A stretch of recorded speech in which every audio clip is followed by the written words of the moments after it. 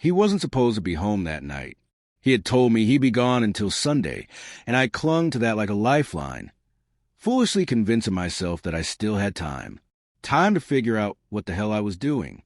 Time to pretend that none of this was as wrong as it truly was. But time had run out. I heard the door open before I saw him. Just a soft click, then the quiet creak of footsteps crossing the hardwood floor. My chest tightened instantly. Every breath caught somewhere between fear and disbelief. For a fleeting second, I prayed it was a neighbor, maybe even my imagination playing cruel tricks. But when I turned toward the hallway, there he was.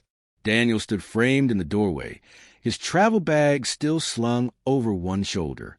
His face didn't shift, not a flinch, not a flicker, just silence. His dark eyes moved slowly from me to Ethan, who was still sitting beside me on the couch. Bare-chested, shirt crumpled on the floor like a discarded secret. The air smelled of sweat and perfume, and something heavier, betrayal. Ethan bolted upright, scrambling for his clothes, stumbling over an apology that didn't make it past a ringing in my ears. Daniel didn't even look at him. His focus was locked on me, unblinking. In that moment, I wished he'd yell, throw something, curse, cry, slam the door. Anything but this impossible stillness. I opened my mouth to speak, Daniel, but my voice cracked like thin ice.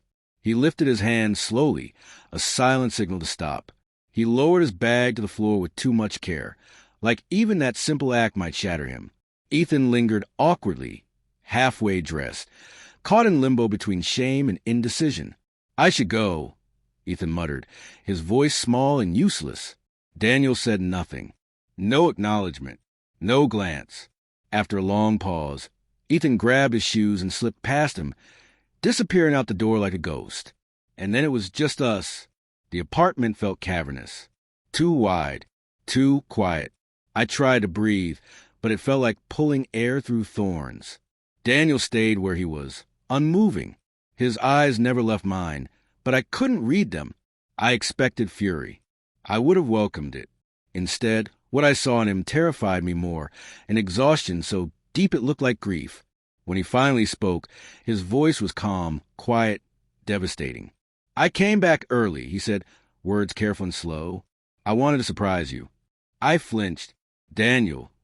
He gave a bitter, almost amused laugh. Isn't that something? He murmured, looking down for the first time. I always thought, if this ever happened, I'd lose it. I'd scream, demand answers, break something. But I don't feel angry. I just feel tired. And somehow, that weariness, his inability to even summon rage, cut deeper than any fury ever could. I wanted to run to him, to fall at his feet and beg. But I didn't move. The weight of what I'd done had finally landed, slow and crushing. Not like a slap, but like a heavy stone dragging me under inch by inch. I had thrown away years, trust, laughter, memories. For what? A moment? An illusion? I never meant to hurt you. I whispered, each word trembling. He dragged a hand down his face, and for the first time, he looked away from me. But you did. The silence after that was endless, a canyon between us. I opened my mouth to say something, but the words never came.